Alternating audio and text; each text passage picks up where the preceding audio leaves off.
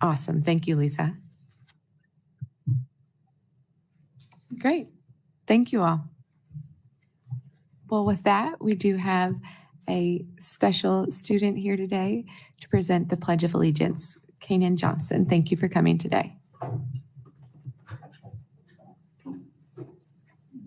pledge allegiance to the flag of the United States of America and to the republic for which it stands, one nation, under God, indivisible, with liberty and justice for all.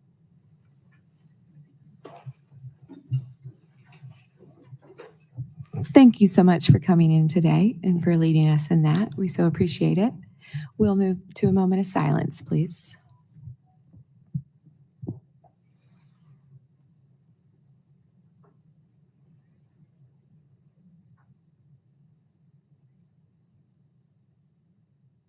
Thank you. Now, my favorite part is when we have students here today. So thank you all for coming. We're going to welcome up Dr. Jones to introduce one of Bentonville's wonderful students to us today. Thank you for coming in. I want to introduce Yvonne Bukenya, and she is an Ignite construction student. She just graduated she actually attends Bentonville West High School, but both schools contribute to our Ignite program. And she is the co-founder and president of Girls Who Build. And she organized a regional conference for construction, invited all the regional girls. And I walked into this conference full of vendors of every kind, really impressive speakers, and I was greeted by Yvonne, who organized the whole program. She will be attending the University of Kansas to pursue architecture. And most importantly, she is really impressive and kind as a human being. And so I want you to welcome her and let her just say a couple of words. Yvonne?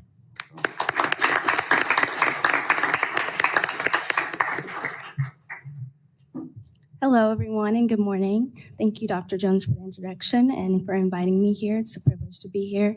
My name is Yvonne Bukenya, and like she said, I just graduated from Bentonville West High School, and I'll be attending University of Kansas to study architecture. I was in the Ignite program for 2 years, where I did construction management, and that's where I started the Girls Who Build initiative.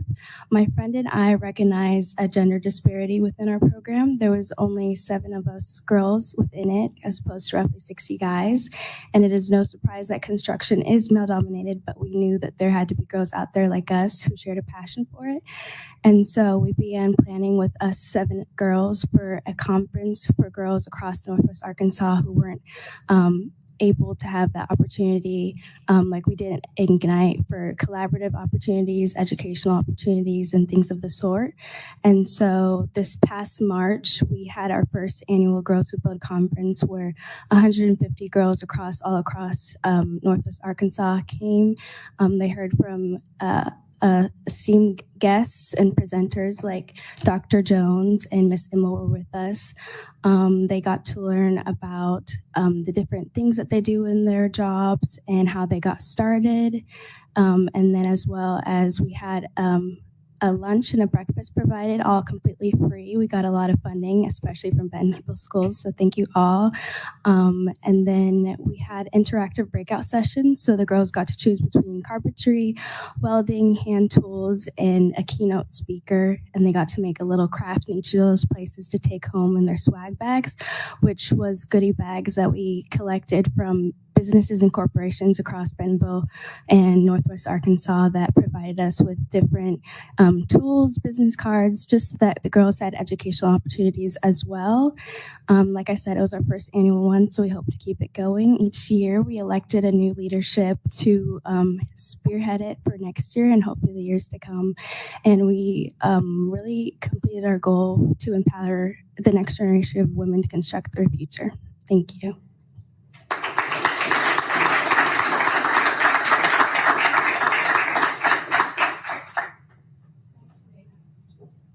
That is amazing. Thank you so much, Yvonne, for coming in and for sharing us, but most importantly, for your work. I can't wait to hear down the road more stories coming out of that of of girls that you've inspired and set on different trajectories because of that event and the work that you all are doing. Thank you so much for sharing. Other board members want to ask questions or comments? I just want to second it. That's awesome. That's student-led, and that's what we talk about. It's a great example. Congratulations. We wish you the best of luck as you continue on and hope that you come back to Arkansas to share your talents with so many. So thank you. Yeah, it's needed here, certainly, in this area. So that is amazing. Well, thank you so much. We get to continue on with another celebration. We have the Master Principal Program here today. I know Bradley Weber is here to introduce us to an amazing principal. So thank you, Bradley, for coming in today. We look forward to hearing from you all.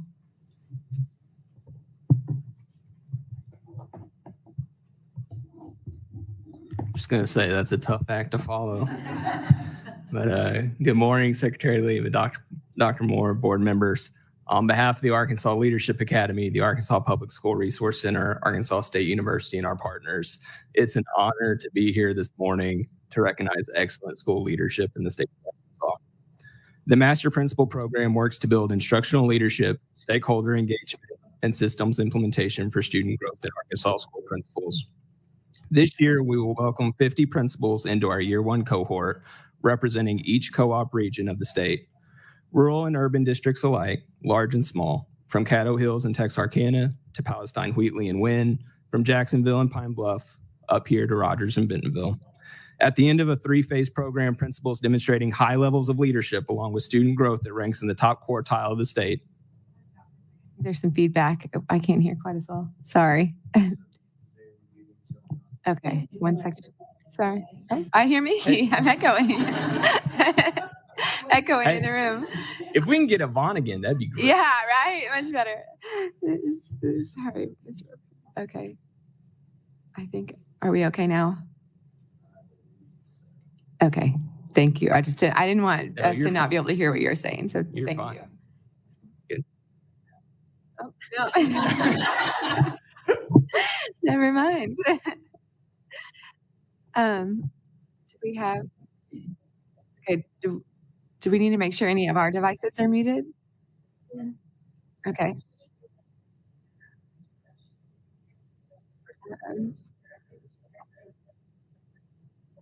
Mine is muted. That's so weird.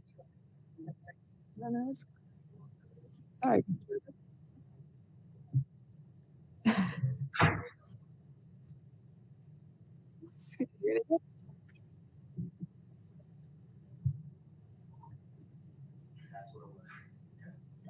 Sorry, we got a lot of pieces.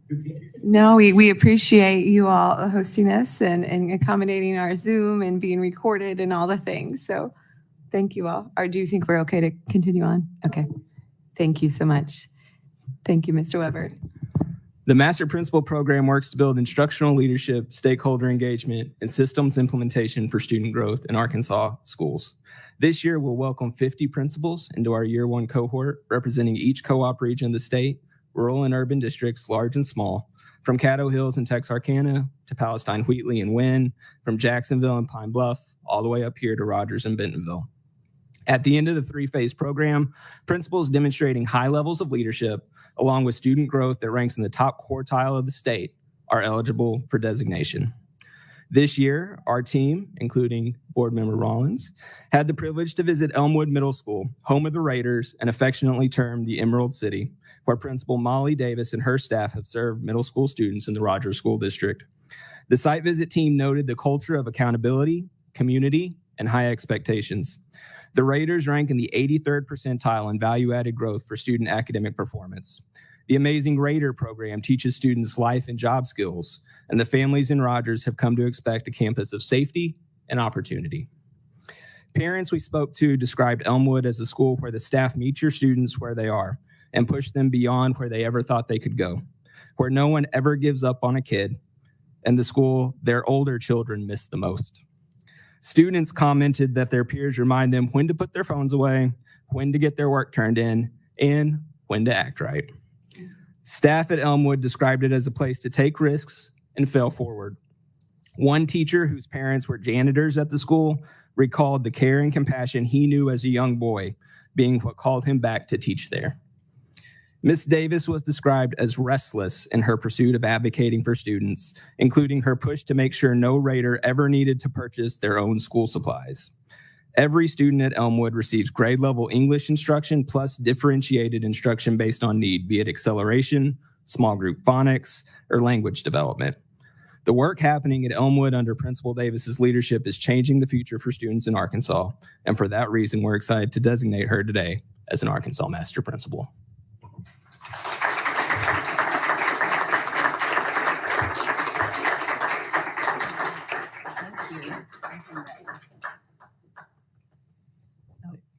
Oh, wait, you have to stand.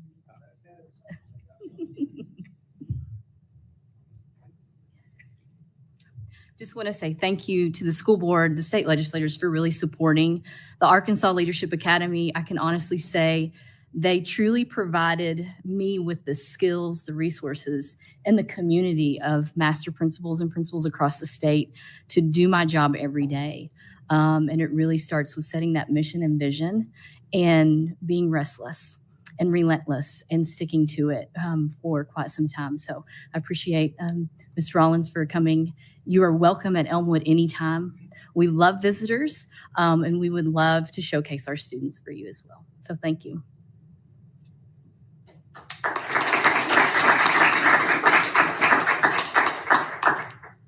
Congratulations, Ms. Davis. If you don't mind, we would like to take a picture with you up here. We appreciate you coming in today to share with us. Yeah.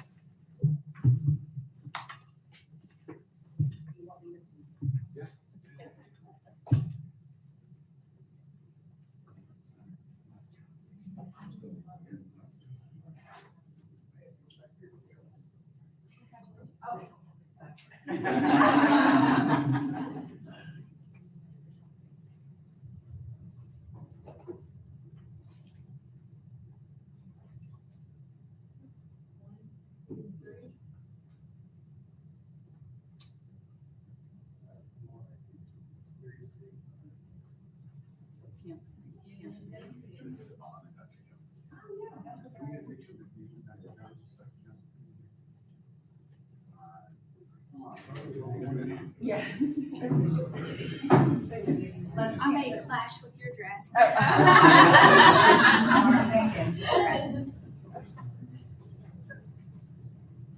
One, two, three. One more. One, two, three.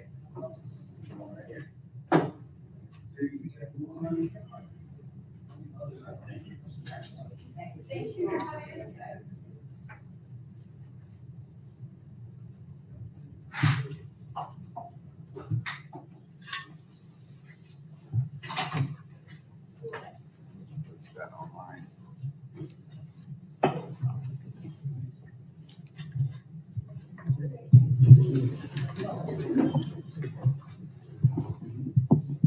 Great. With that, we will move along.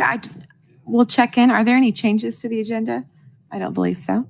Great. Then we will start our action agenda with item number 1. We have a waiver request from the North Little Rock School District. Ms. Smith, thank you. Commissioner. So North Little Rock should be on the Zoom. They have put in a waiver request for 3 different waivers, one for teacher licensure, one for flexibility and scheduling, and a third one for class size and teaching load. It's my understanding that they implement a program called Opportunity School Culture. This is something that the department supported a couple of years ago.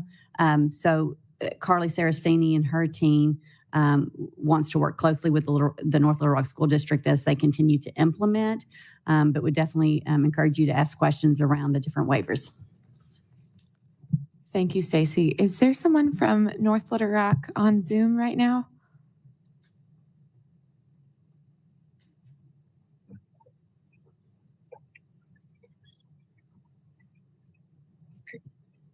Great. Thank you, Mr. Smith, for being here today.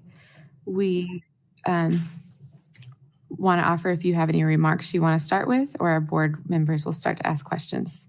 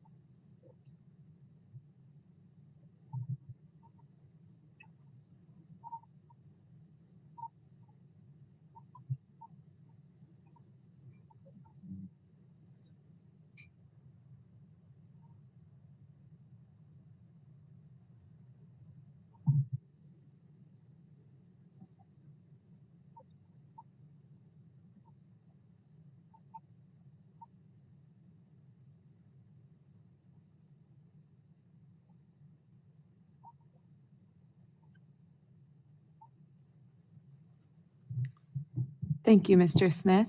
We'll start with board member questions. Now, Ms. Rollins, questions? Mr. Wood?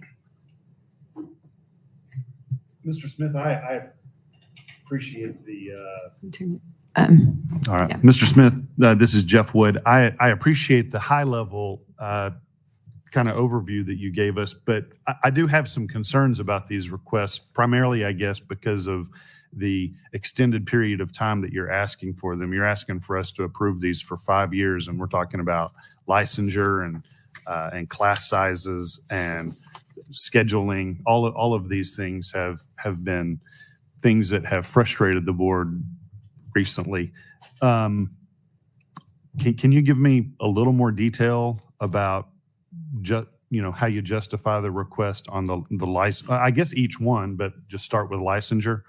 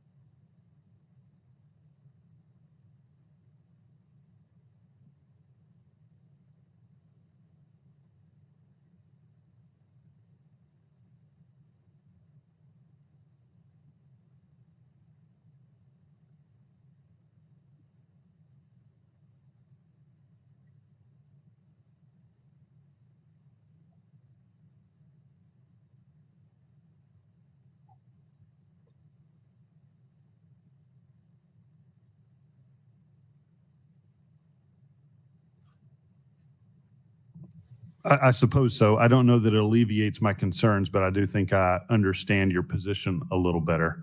Why don't you go ahead and give a little more detail with regard to flexible scheduling?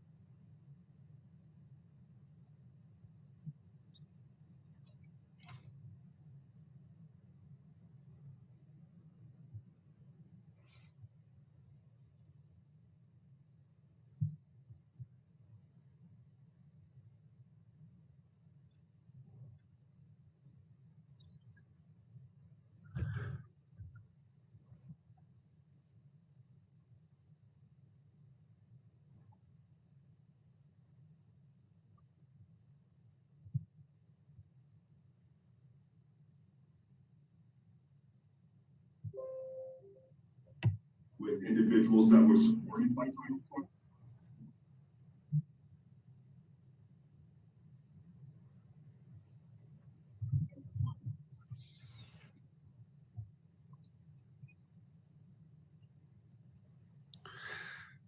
A little bit. Can you explain what are the qualifications of an RA?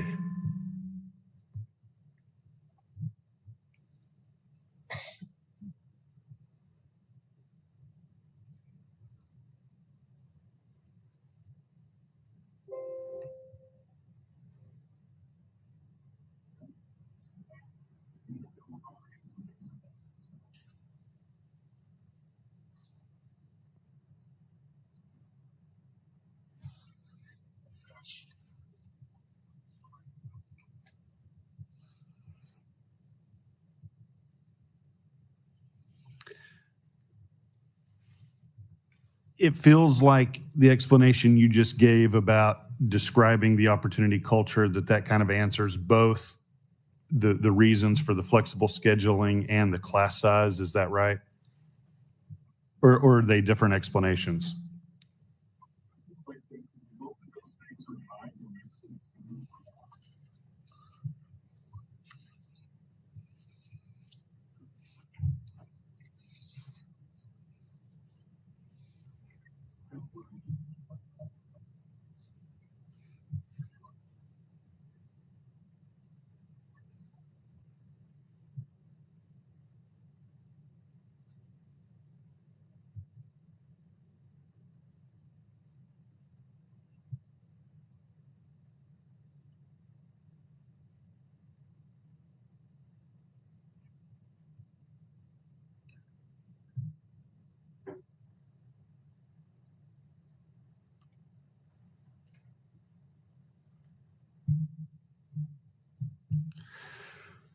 Well, you kind of led right into my next question, was going to be more of an overview question. Has your district evaluated whether opportunity culture is effective at educating students?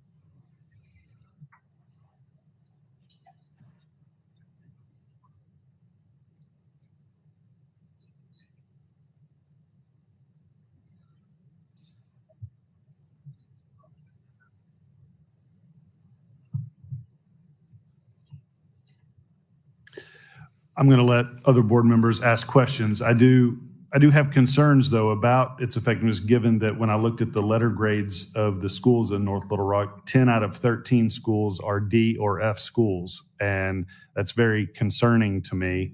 The growth scores do not indicate a substantial effectiveness at giving students a year of growth, and I think the results are kind of mixed on improvement in ELA, even in the younger grades that you cited.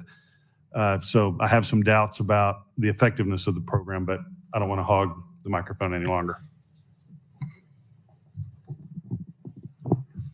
Thank you, Mr. Wood. Ms. Keener, questions? Yes. Hi. Thank you for joining us. I had some specific questions I was curious about. If how many current contracts do you have right now with unlicensed teachers?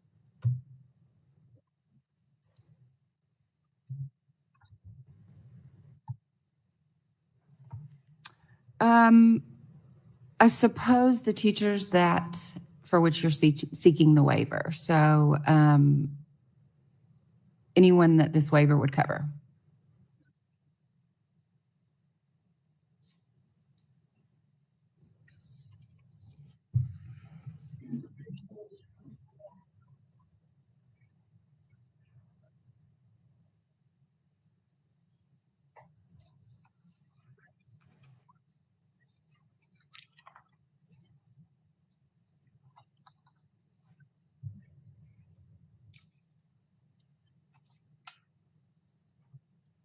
Mhm.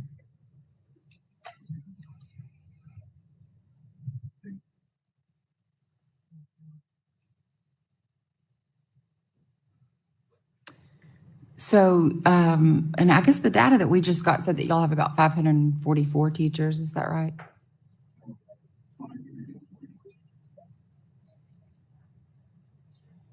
Okay. And then, do you have openings at this time? Are you that you're trying to fill, or are you looking for the waiver to cover those that are currently under contract?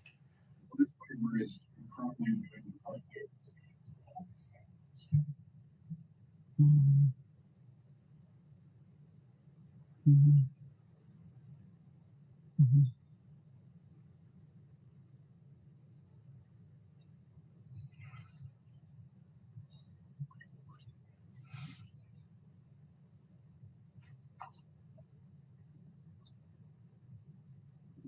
Mhm.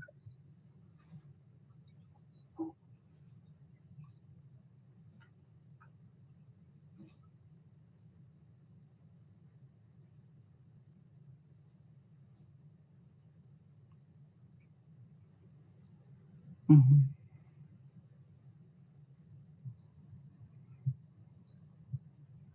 Okay, and then I had a question for Ms. Saraceni. Is that something, can I ask?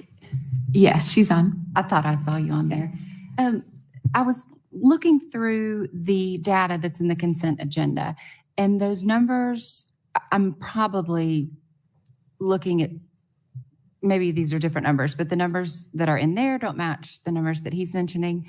And I suppose, could you explain a little bit more about the difference between the two numbers? I think it might have to do with support staff versus teacher of record, perhaps.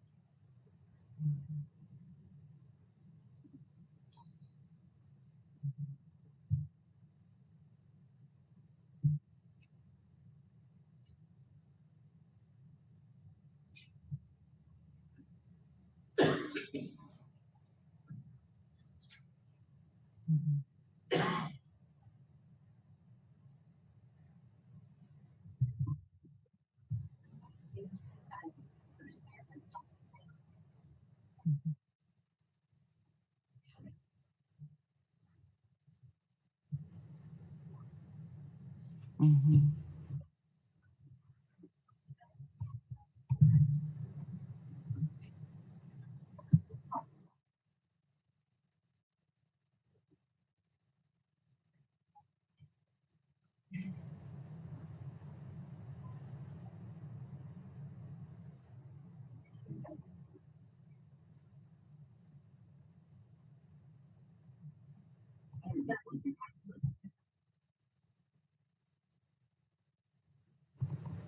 Thank you.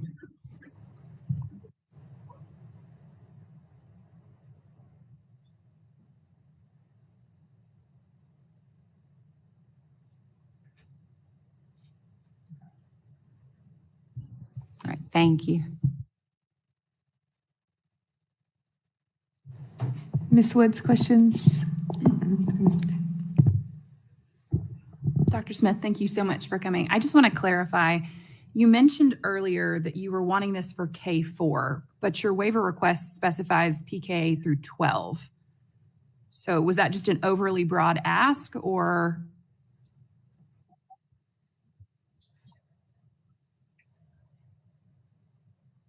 Okay.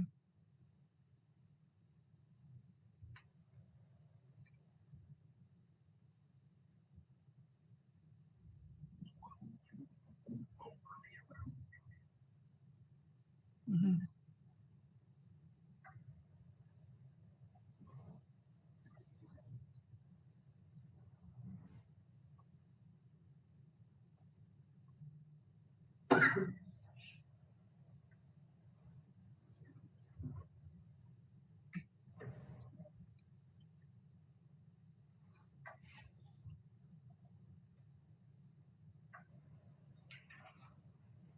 Right, but, and forgive me if I misunderstood, but weren't you just saying that your opportunity learning model is actually only effective at the lowest grades? So I hesitate to grant a waiver for all the way through 12th grade when really what we're looking at is the lower grades for K through 4.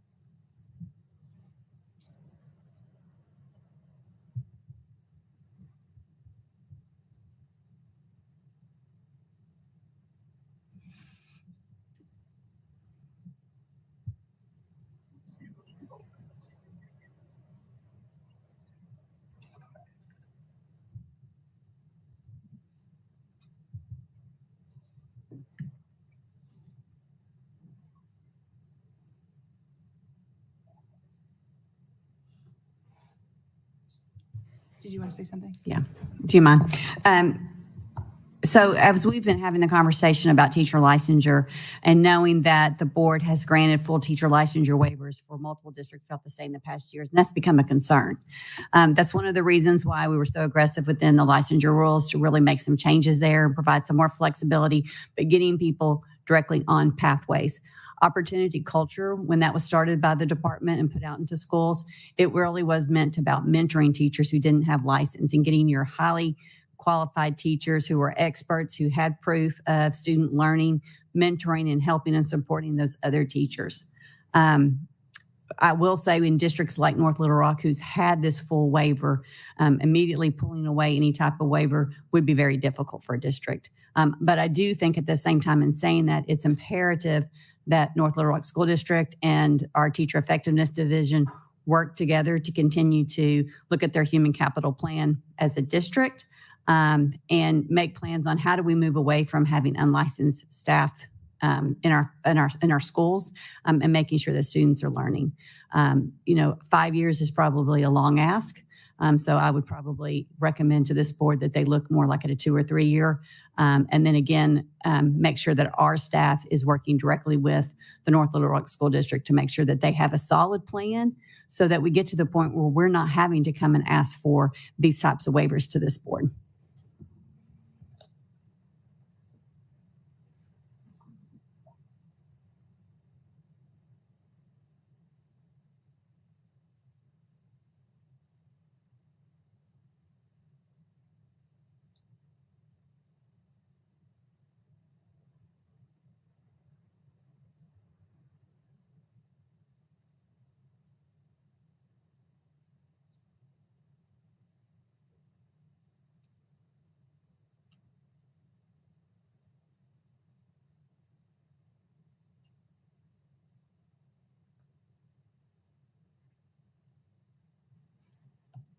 Okay. Mr. Henderson, questions?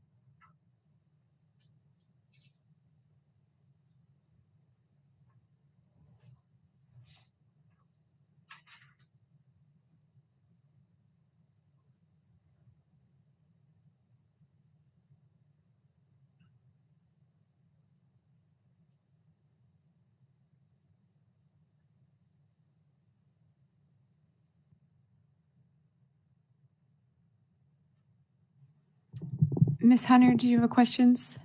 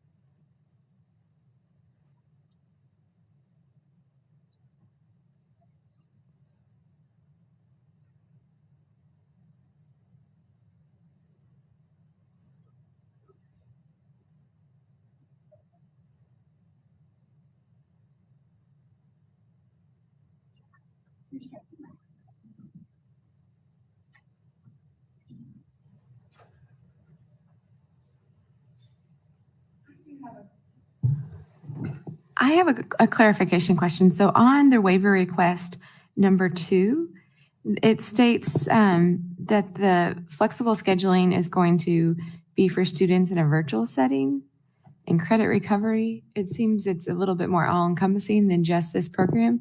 Could you speak to that and share, do you all still have a virtual school, and where does this piece come in?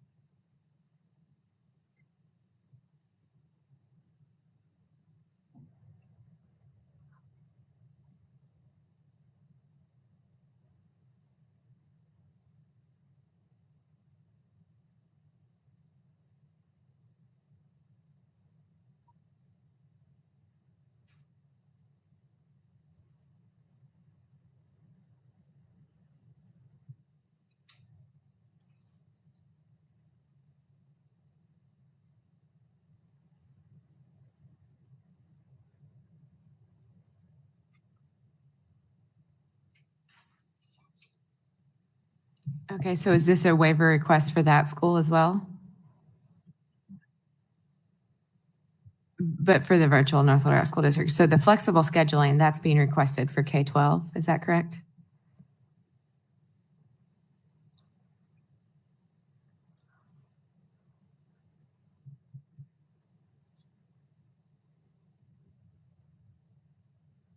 Okay, so can you tell me at your high school level, do you have a lot of students doing partial day, or do you have students doing full day?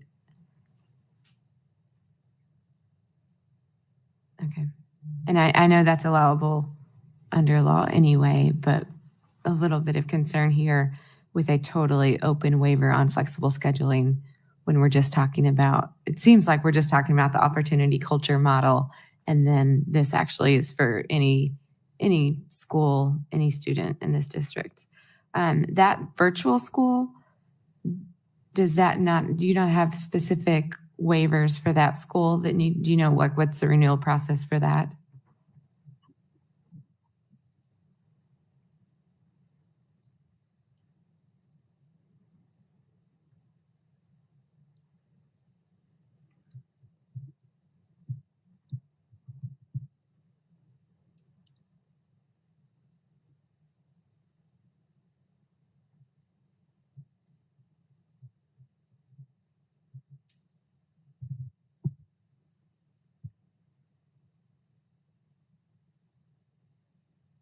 Okay, I'll be honest, it does give me heartburn to grant a waiver that says students in a virtual setting can go at their own time and pace. I do know we've had a lot of conversations about virtual schools and some are done very well, but if I'm going to grant that waiver, I'd like to see what that model looks like. I don't know if others feel the same way, but I think this seems to be a very blanket waiver and we're only hearing a portion of how it's going to be applied when it's going to be applied across the board. So I'll stop my questions. Board members, other additional questions? Mr. Wood. I would say this, Mr. Smith, my comments and my opinions of the waiver request are no reflection of you. You're a pretty impressive individual. I appreciate your presentation here today, and you've been honest. When you don't have the answer, you say, I don't have that. I don't like these waiver requests. I do think that they are extremely overly broad and really lacking in details or specifics as to really why they're needed down on a student level and teacher level. I actually would propose for discussion among the board a little more restrictive extension of these waivers to just go through this current or upcoming school year so that North Little Rock doesn't feel like they have to put the brakes on this program in the middle of the year. But I would really like, given that the program's been in place now for 5 or 6 years, I would really like to see an evaluation from North Little Rock about whether this is the model to continue going forward with and if it is effective. And I would like to see them explain, using student results, why this model should continue going forward. I'm not saying that I'm 100% against it. I would like to hear a real academic-based explanation as to why they should continue doing this, why they should have all of these waivers in place. Is that best for students in their schools? So my personal opinion would be to grant the waivers through the 24-25 school year and ask them to come back and repropose these waivers for the future. I had a question about waiver request number 3 for the kindergarten through 4th grade. It doesn't say specifically which course the focused learning pods are. Can you tell me more which course these teachers would go beyond their teaching load to 180 students?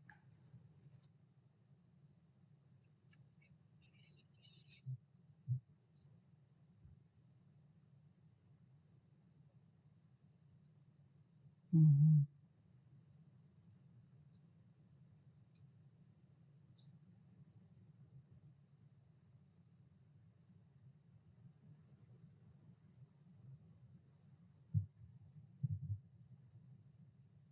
Mhm.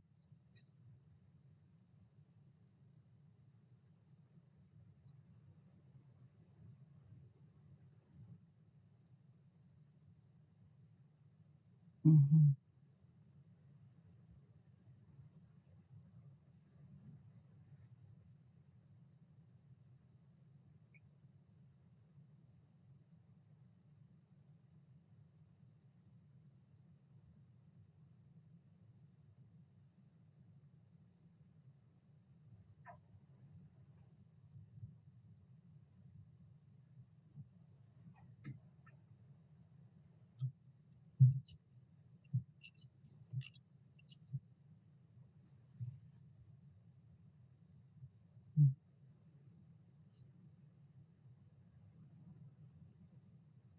So these kids that are in kindergarten, 1st, 2nd, 3rd, 4th grade, they'll have a classroom teacher that is within the correct ratio.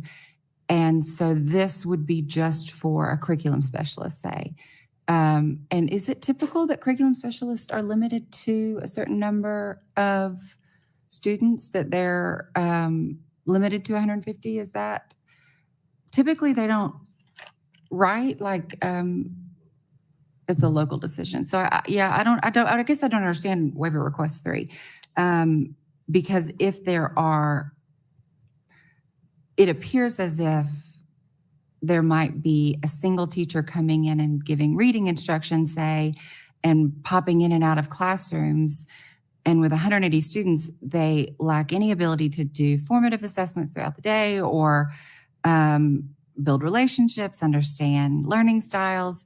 So either I'm misunderstanding the need for it because it's a curriculum specialist who maybe who does pop in, or it's so far against best practices that I disagree with it. So I'm not a fan of waiver request 3. Along the same lines of Mr. Woods, I'm inclined to do a single year for waiver requests 1 and 2, and with the understanding that we can get some current numbers and follow up next year and say, okay, show us where these folks are on your path, on the 3-year path I think you mentioned, and how did these teachers move throughout the year? How many, you say you had 3 that didn't meet the standards. How many did? How far are they along the path? So that's kind of where I stand. If I can add, and I'm sure Dr. Smith would be okay, is I would suggest if we want to do a progress update, to do that in the spring after we administer our second statewide progress monitor. So we'll be able to get a current snapshot in time on student growth between Progress Monitor 1 and Progress Monitor 2, and be able to compare the schools within the district within the state, and it would be real-time information. So I think Dr. Smith and his team would be willing to work with our team to provide that update for you. Yeah, with that, board members, more questions, comments? Okay. Floor is open for, on Zoom, questions or comments, Mr. Henderson? Okay. Okay, then we'll have the floor open for a motion. So if I'm understanding correctly, and you guys, I would say that I would make a motion to approve request number 1 and 2 for a single year, given that a spring update will come following the second round of the new accountability test. So it's the Atlas Progress Monitoring, right?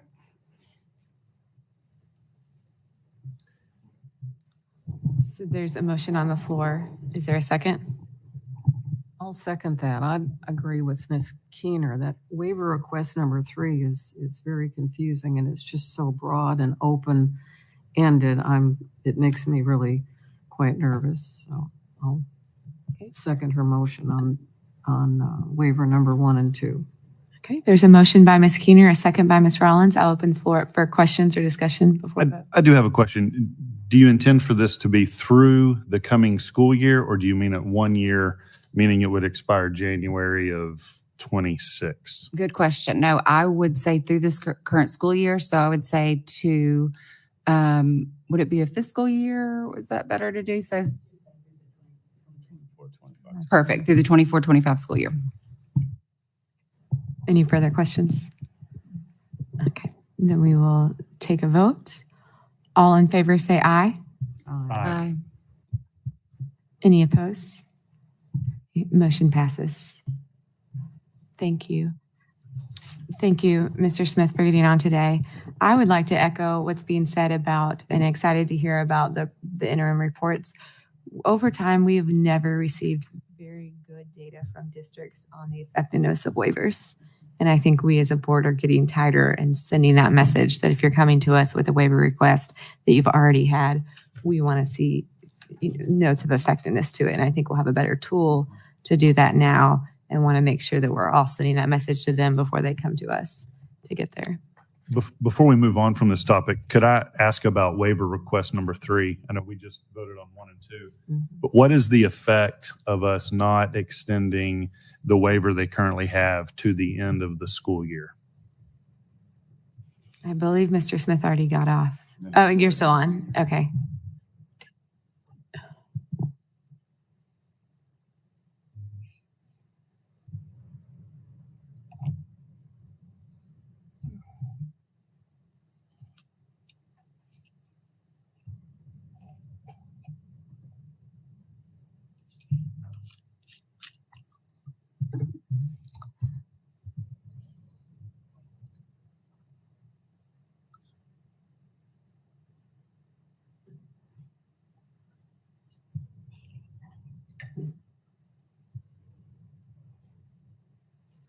Well, and I'd like to say, understanding that these current waivers go through December, if you take it back to your team and this dramatically affects something, we invite you to come back with perhaps the team and a little bit more data, and we'll discuss it further.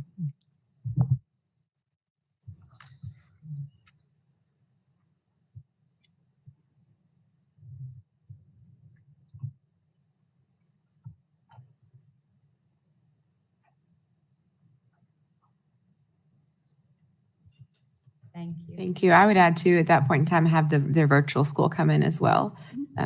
I think it's hard when districts have waivers that are on different cycles, and so you don't see the whole portion of it. So having those all come at once would be important. Okay. With that, we will move on. Thank you, board.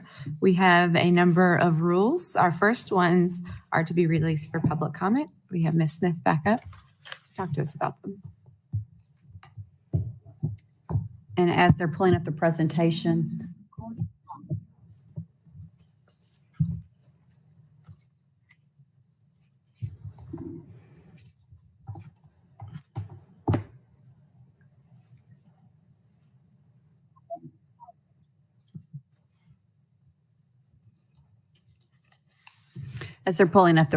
there it is. We have a couple of rules today. Most of these you have seen before. Those that you haven't, I'll take a little bit more time to, hit it. But most of them you have seen today.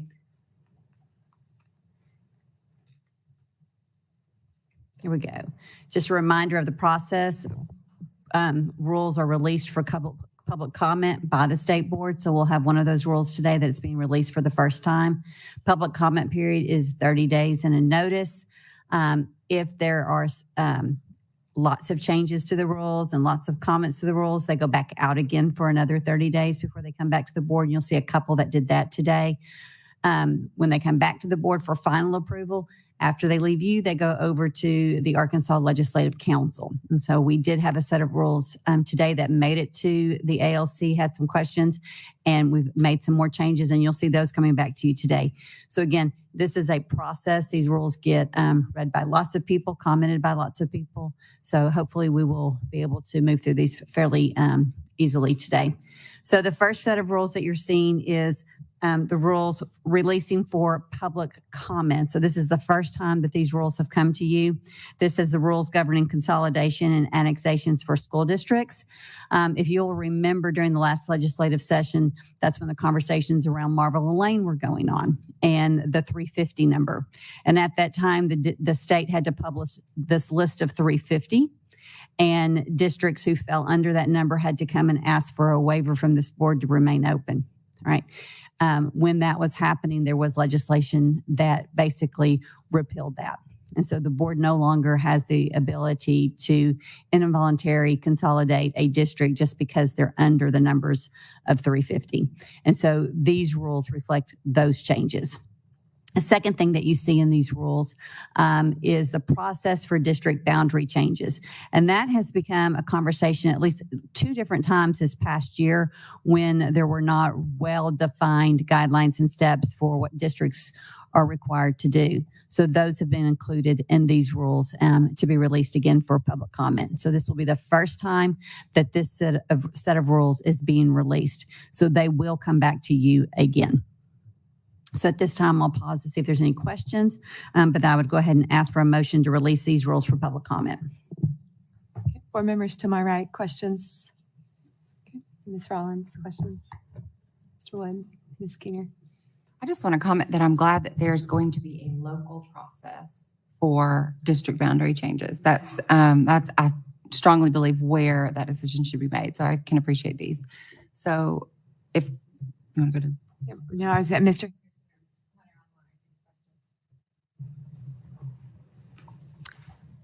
Otherwise, I'll make a motion to approve the rules to be released for public comment.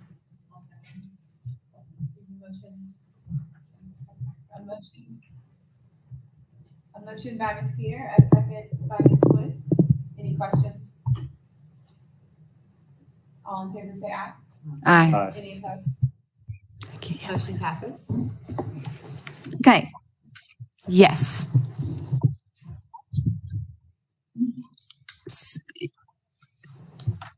Sorry. Yeah, I think we had the microphone malfunction, but we're back on. Did you have a question, Ms. Hunter? I apologize. Okay. Thank you. Okay, so this next set of rules is for final approval, so these rules have been out for public comment. They've come back to you for final approval. From you, they will move to the ALC. So the first set of rules that you see is the Arkansas Educational Support and Accountability Act. If you'll hit the next slide for me, please. Again, this was updating these rules to reflect Arkansas Learns and provide some clarity to school districts. It established the process for the new legislation for comparable elective coursework that we saw as part of the Learns, and it also included the career ready pathway components. This act also hits all of the different assessment pieces. So you see added to these rules, the new screening process as part of our assessment system, and clarifying and adding to components of the student success plan that were added to the Learns Act. So that was one set that would go to ALC. And I'm going to move through a couple of these, if that's okay. The second set of rules that you see is Arkansas Governor School. This again was just providing clarification for processes for the host institutions, including the selection of faculty and staff. Most of the changes in these rules were really about clarity.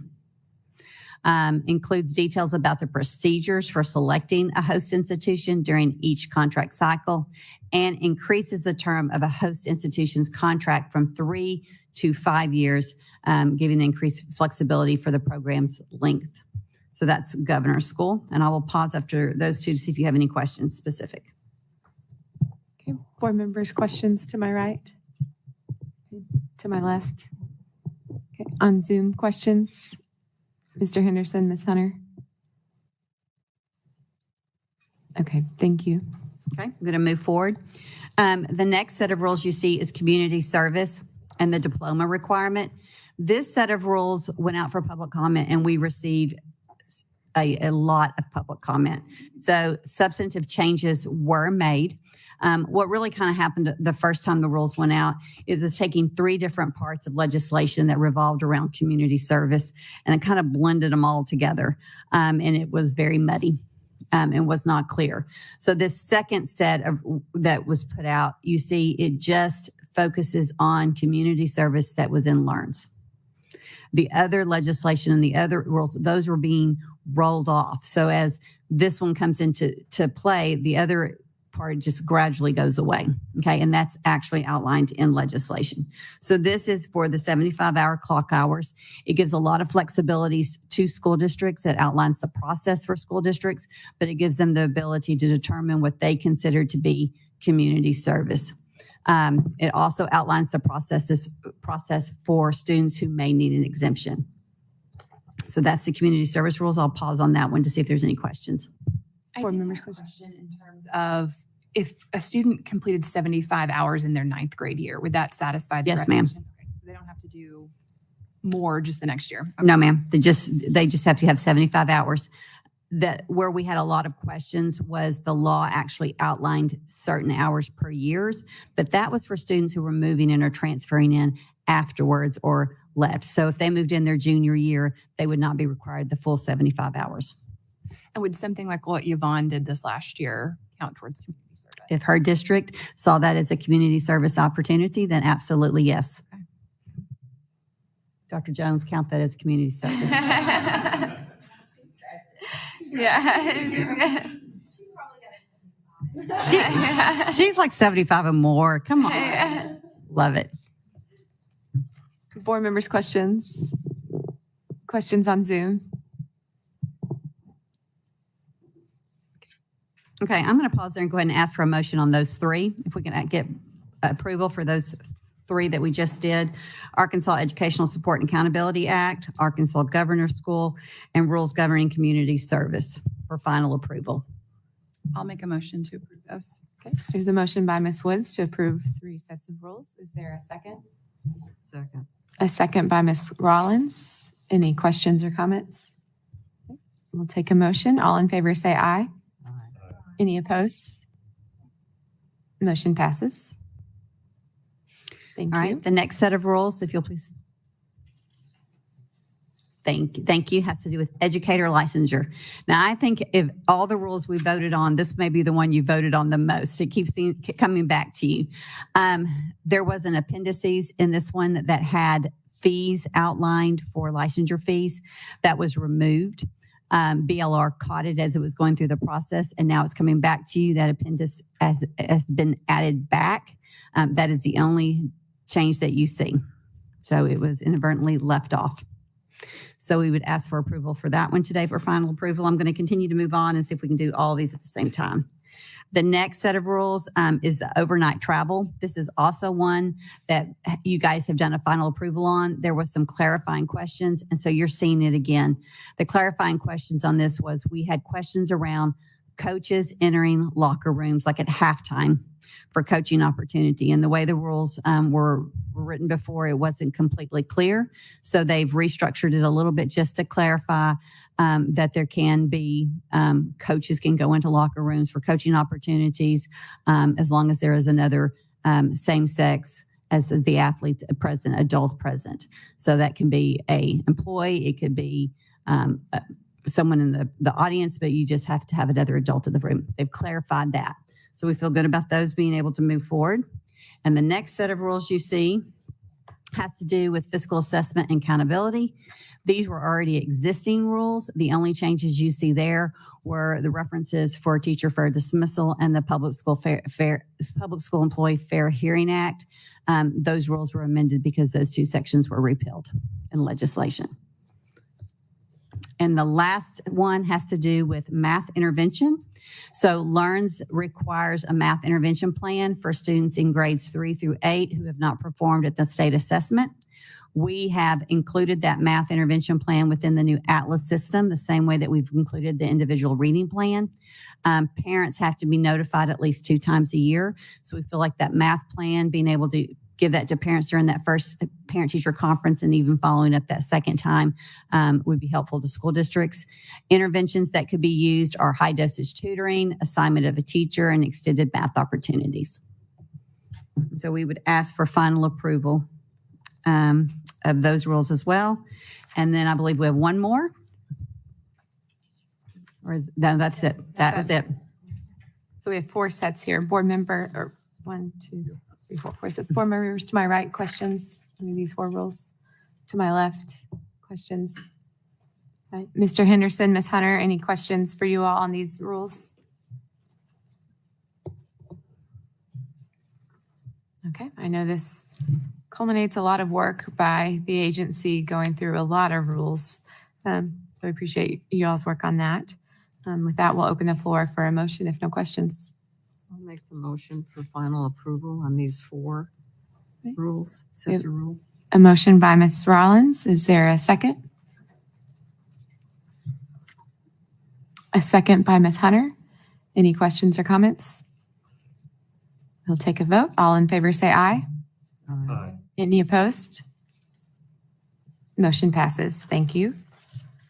And with that, we are at the end of our action agenda. Is there any new business at this point? Okay, we'll move on to the consent agenda. Board members, give you a second to review the consent agenda. Are there any questions on items or any items that you want to be pulled to be heard at a later date?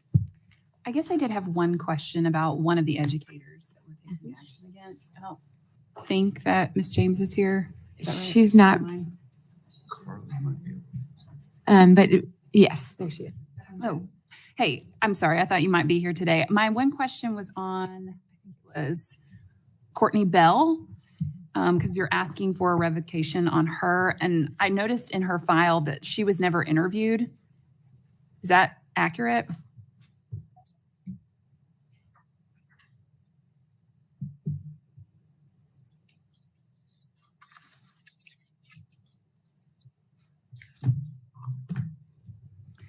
Okay, I guess my question is like, what other than the email that we know that she opened, were any attempts made to get a hold of her?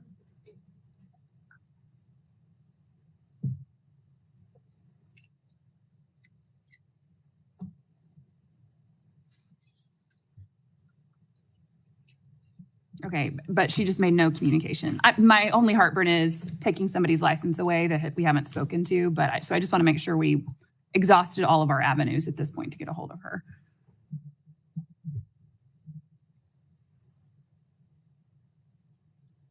Oh, you have? Okay.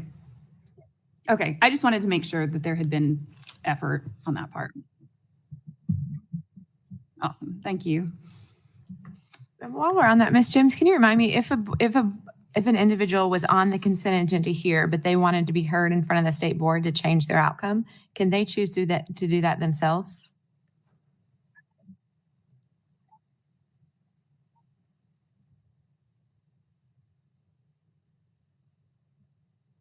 Mm-hmm.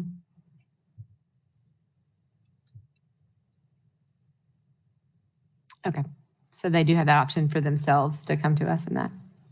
Okay, thank you. Other board members has questions on PLSB cases? I actually, on number 4 and number 8, I wanted to open up if any other board members had concerns on these 2 cases. In my eyes, I just wasn't confident that the level of sanctioning matched because both of them had previous incidents. I didn't know if anyone else had concerns. I know we pulled a few cases recently. And I did talk to Ms. James beforehand, but I didn't know if anyone else did as well or had any questions on those. Which were those? Number 4. The agenda, yeah. Sorry, Brown, and number 8, Fulmer. I mean, I can support if you want to pull Fulmer. I was less Yeah. concerned about that one than 9, but I had issues with it. Yeah, that one that had a previous sanction. And then number 4, it looks like should have had a previous sanction, but it stated they couldn't find the educator. And so they didn't go through with identifying the problem. And both of these involve students to a deep level. So I know we have a few cases coming up, but I think I want to go ahead and pull these. I think I also, as we continue to have conversations with PLSB, want to have further conversations about texting and students. And we continue to see numerous cases of that occurring. And I would like to know more about what type of PD and regulations are going out to teachers. We have thousands of wonderful teachers, and unfortunately, we see the worst cases. But that's certainly a conversation to have. So with that, I think I will go ahead. I'd rather do our due diligence than not and pull items 4 and 8. Are there any other items that board members want pulled or any further questions on the PLSB cases? Yes.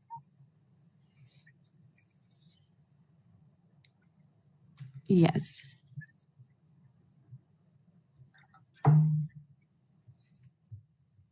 Okay. Yes to evidentiary hearing and pulling because both of them had previous incidences in which they either had a sanction or it looks like should have had a sanction by PLSB. So it wasn't the first time that something had happened.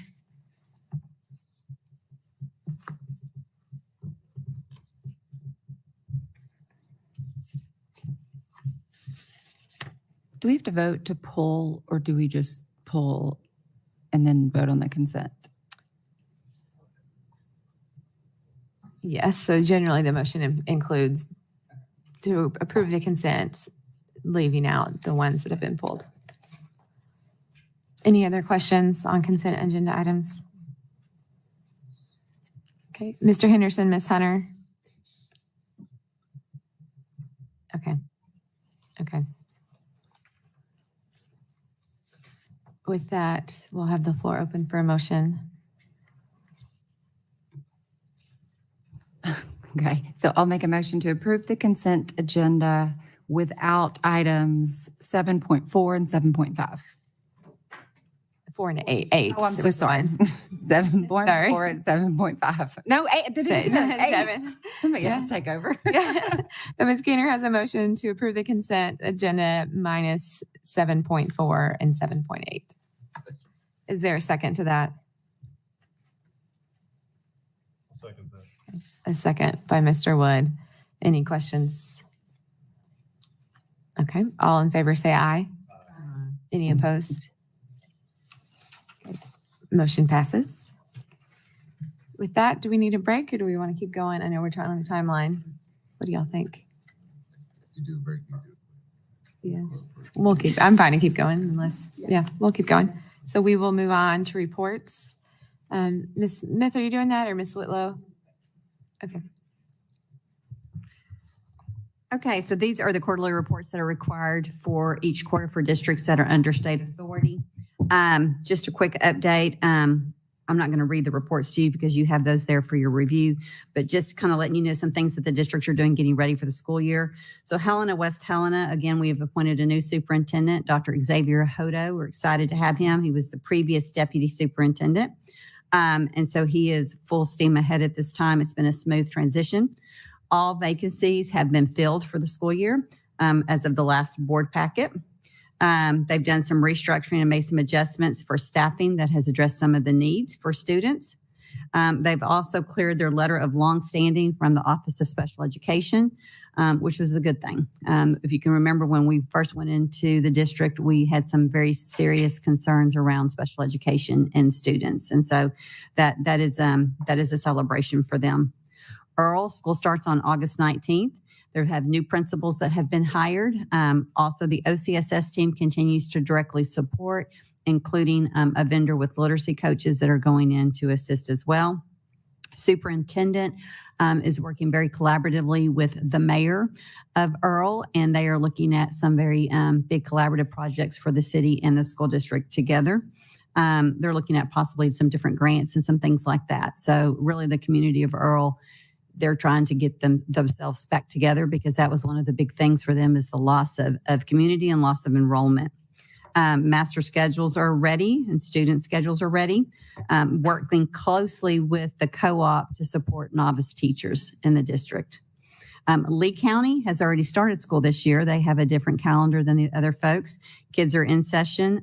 Both schools are going well. OCSS team has been on site multiple times doing classroom visits, have been pleased with what we've seen.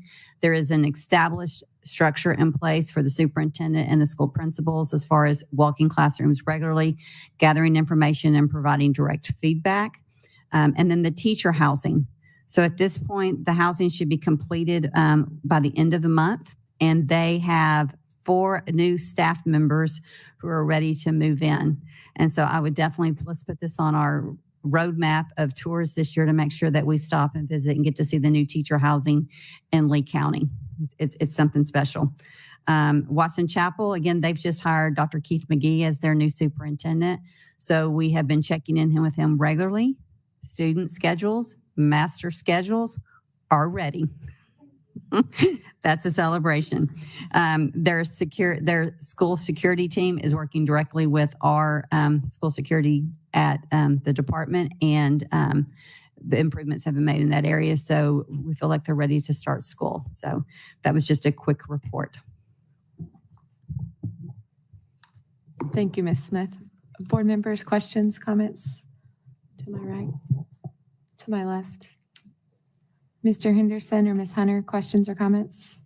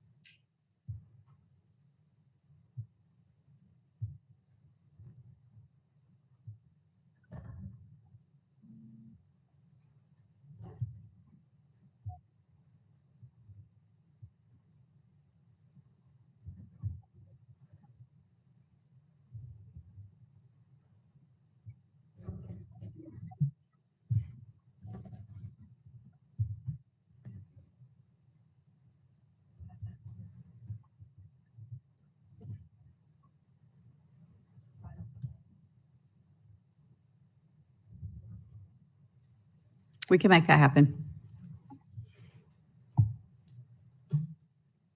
Along those lines, I apologize that I missed the meeting in Blytheville last week, but was it decided that we'll have a September update from them? Well, I'm glad you brought that up because I was going to ask during board liaison reports tonight, and I don't want to put any of our board members on the spot, but I think it would be appropriate to ask one of our board members there to do an overview of the Blytheville meeting. Okay. Because I think we had some robust discussions. I don't know if Okay. Ms. Rollins did a wonderful job chairing that meeting. So maybe I'll put her on the spot and see if she wants to provide an overview, or we'd be happy to. But I think it would be appropriate to have an update on that. Okay. Well, Ms. Smith, maybe we can do it together, but I felt like it was a great meeting. A lot of the community came out. The room was full. I can't remember. Would you guess how many people were there? I would say 150, 200. Yeah. Yeah. So that, to me, that spoke volumes that many people out in the community came to be heard. And we had, gosh, probably 20 to 30 speak to us as well. I think the challenging part was the room felt divided. I know they're struggling with the superintendent who's been put on leave. But the board, I felt like, was very determined and was open to support from the department, which they really, really need. But I think the main message that day to me when I came away from it was you have got to work together. Roll your sleeves up. The department's going to help you all they can, but this divide has got to be healed, and they've got to learn to work together if they're going to move it forward. So, Stacy, is that? Yeah, they're facing some of the same similar challenges that we've seen some of our other schools in that area. Lack of certified licensed teachers. That was probably one of the biggest concerns, especially in the elementary grades. That first grade, I think, had no one that was licensed or certified. And so there was definitely a divide. And you could feel that in the room, depending on what point was being made or who was talking, which side of the room was clapping and who wasn't. But that was openly talked about in the meeting. And that was part of our presentation in the meeting. This didn't happen overnight, and you can see a clear path to this over the last decade within the district. I do feel like that this moment, there's so much attention right now that it's kind of it's either we're going to roll up our sleeves and we're going to figure out how to work together and move forward, or we'll continue to keep coming back. So I am hopeful for them. I was very impressed with the amount of community and business support that is in that region. Of all of our districts in that region that we've visited, the opportunity for them to really have a turnaround or transformation, it's there. And they've just got to make the decision to figure out how to agree and disagree and move forward. The hard part is to see the board really struggle, and they really need some training on how you work together and how you work with the superintendent and how very important that is. So they're in a unique position with an 8-member board due to a federal court order a while back. They've had the ability to amend that, but as a board couldn't agree to do so. And so they're just kind of in this middle ground of, 4-on-4 at times, or just not resolving their issues or problems. So, or agreeing on a plan as how to move forward. Well, and one of my thoughts walking away, besides that, agree with both of you on your kind of evaluations of it. One thing that I heard a lot of plans, a lot of intent, a lot of we will, and I want to see action. And so one of the things that we asked was for them to conduct a survey of their families, not only still remaining in the district, but also those that have left the district, and to kind of find out, are there trends? Is there, some sort of a common pattern that we're seeing? They agreed to present that at their August 22nd board meeting. And so when we see them in September, we're hoping that they're already receiving some results and maybe have some patterns in order to do some real planning of action items. So I look forward to that. I'll also add that we do plan on having them do an update next month at the September board meeting, because we gave them some specific actions. And our school improvement team has been on site in Blineville. In fact, we've had folks there every day this week and I think last week as well to help deliver on those actions. And our understanding is that the board is having a special meeting tonight to make a decision about the superintendent. So we're monitoring that as well, because there's some key pieces of leadership that need to be put in place if we're going to help support this district. And our team is actually leading on-site professional development for those unlicensed teachers to set up, make sure that they have strong mentors and they're getting the support that they need. So we're continuing with boots on the ground. And it's been very well received, especially by the community as well as the school district and the teachers there. So we should have a pretty robust update for the board next month. And additionally, Ms. Rollins, we have reached out to the School Board Association to see if they would be willing to do some school board training. So we'll follow up on that as well. Speaking on that, I have just a tiny little update or report of my own that I had the privilege of joining the new superintendent over at the Arkansas School for the Deaf and her board meeting, and was incredibly impressed with her work. She is incredibly knowledgeable, but she's also going in eyes wide open and helping the board do the same. So I was incredibly impressed with her work and the passion and the investment that board has. They are, I think, in a similar way, sort of seeing their school in a new light and understanding perhaps the reality of the situation. And so I'm very appreciative of the new superintendent and the work that she's doing. And I look forward to visiting. I want to set a baseline kind of visit of where they are right now, and then visiting maybe in a year or two, or in a year, and then again in another year, and see how the updates continue. I'm hopeful there too. Thank you, Ms. Keener. That's great that you're able to get there. And I agree. I think we should all at some point be able to hopefully visit the campuses. Any other board reports, board members? Mr. Henderson or Ms. Hunter?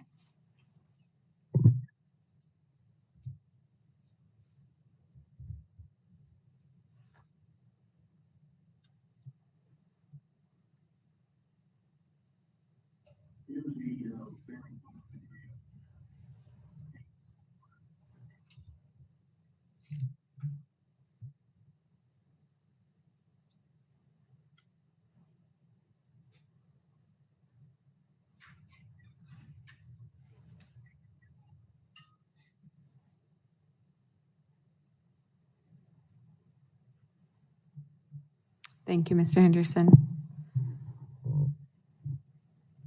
Any other board reports? Okay, let's move on to an exciting board report from Ms. McCaslin, our teacher of the year report. Thank you. It's been a busy last 4 weeks. After I saw you guys last time in July meeting, left a few days later to head out to Huntsville, Alabama for Space Camp. Little bit different setting and a little bit different week than what we had back in April and May in Washington, where they wined and dined us. We were little kids again at summer camp and lived the week in the local dormitories at UAB or University of Alabama in Huntsville. But it was a great time. There were not the entire cohort made it, but there were 50 of us there, and just an awesome time to see them again. It was a week of professional growth, but it was also a lot of learning for us. They divided us up in teams, so it was competition for the week. And we had an opportunity to meet astronaut Mike Foreman. He's been on several shuttle missions. He's done a couple of spacewalks. It's not every day you have the opportunity to talk to a man like that, but great opportunity for there. And we carried out a couple of missions. We carried out a mission at the International Space Station.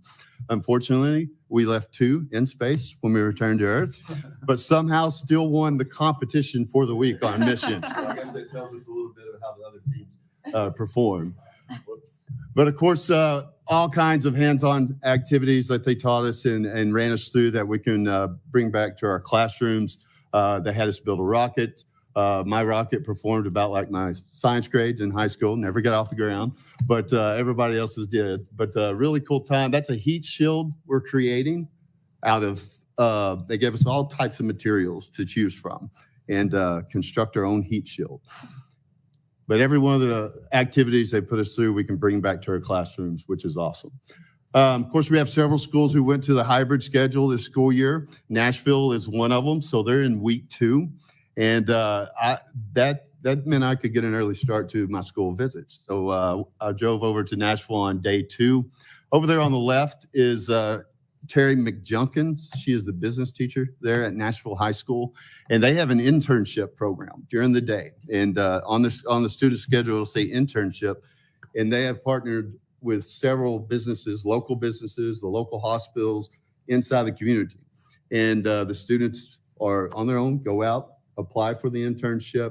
It's all kinds of work-based learning opportunities right there within the community, within the school day.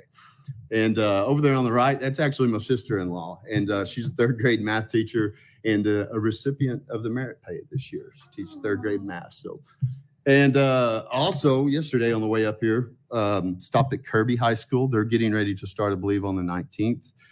Went north from there up to Caddo Hills, stopped in. It's PD week, professional development week for most of the schools. And toured Caddo Hills, the academy there. What they're doing with CTE is so impressive. And can't wait to go back and learn more and come back here and tell you all about it. But I was really impressed with what they're doing there at Caddo Hills. And finally, Monday of this week, we celebrated our 14 regional finalists for Arkansas Teacher of the Year 2025. And just an awesome opportunity to shine the light on the teachers. They're doing such a great job across the state. And of course, we also named our 4 semifinalists. Kimberly Dickens from Alma, she's an AP Literature and Composition teacher. Melanie Blancett from Cabot, who runs the Cabot High School Theater program. Abby Roberts, a 1st grade teacher at Conway. I need to change the slide so you can see it. There you go. And Jeannie Wilcoxon, she's a math teacher at Chenal Elementary, part of the Pulaski County School District. And we will get to visit with our 4 semifinalists again tomorrow. Really looking forward to learning more from them. And that is my August report. Thank you. Awesome. Thank you. You did a great job on Monday. It's always exciting to see awesome teachers across the state. Questions, comments? Glad you had a great month and glad Space Camp went well. It's a really awesome opportunity. With that, we'll go to the commissioner's report. So I'll be brief, but first just want to start by thanking Dr. Jones for allowing us to have a board meeting. I hope the board likes having meetings in school districts, because I think we should continue to do this and get to hear from different community members from different regions of the state that we normally don't get to. So your team has been wonderful, and we really appreciate the hospitality. Yvonne, you have a bright future. I loved hearing your story and your initiatives and about your leadership. Even though you're studying architecture or construction, you're molding yourself into a fine young leader that's going to continue to do great things. And the Ignite program, if the board isn't familiar with it, I'm sure Dr. Jones would love to invite some of our board members to come see it, but it is a truly remarkable opportunity for the young scholars in this area to get that hands-on experience and get a step up in their future and in life. So congratulations for what you do, and we really appreciate it. I know how Molly Davis was here as the principal that got a master principal designation. We do a lot to celebrate our teachers. As Bo mentioned, we recognized our 14 regional finalists, and we know that investing in teachers is going to have the greatest impact on students. So when this board asks questions about licenses and about waivers and about the adults that we're putting in front of students, we need to spend time and roll up our sleeves and ask those tough questions, because investing in teachers matter, but so does investing in leaders. And the number one impact on improving learning is those teachers standing in front of the students every day. Number two is the principal leading the school. So when we get outstanding individuals like Molly to get recognized for the proven, demonstrated leadership that they provide, it's something that I think we all enjoy and appreciate what she's doing. And now it's her task to mentor other principals to be just like her. But we've also had a very busy summer since we've last met. We continue to provide support, updates, professional development. Our schools, a lot of people don't realize, everybody thinks schools are closed in the summer, but that's typically the most busiest time for our teachers and leaders, getting ready to welcome back our young scholars. And we do have a lot of school districts that are starting maybe this week or next week. The majority of them will be online next week. And I always just want to remind the community that when the students are back out on the streets, to be safe. When school buses are stopping and have their signs out, please stop. We transport about 340,000 students a day on school buses. And we got to make sure that we're doing our part to keep those students safe when they're getting on and off the buses. We did a snapshot with our school bus drivers last spring. It was in April of 2024. And we just did a one-day snapshot to ask them if they witnessed a motorist violate an infraction in front of that bus when they were supposed to be stopped. And in one day, we had 320 reports. So as we're going back, we just need to make sure we're patient. We got new car rider lines, students on bicycles, students walking. Let's put our phones down. Let's observe school zones and make sure we follow the rules and the laws. And if we do that, I'm confident that our schools statewide are ready. They're staffed. They're eager. This is going to be a dynamic year of learning in this state because we're going to have a lot of tools that are available to our teachers and leaders that they've not ever had before to help them support students. So we're really excited about this upcoming school year and look forward to providing further updates. Thank you, Secretary. With that, I don't believe we had any public comments. Any additional questions or comments or thoughts by board members? I know, like you said, a lot of school districts, all school districts are working very hard. Some have started, some will be starting in the next 2 weeks. We wish you all luck as you continue on, and you're here to stand with you and support you all. So with that, we have a pretty efficient board meeting today. We will close it to an end. And again, appreciate Bentonville for hosting us today. Thank you all.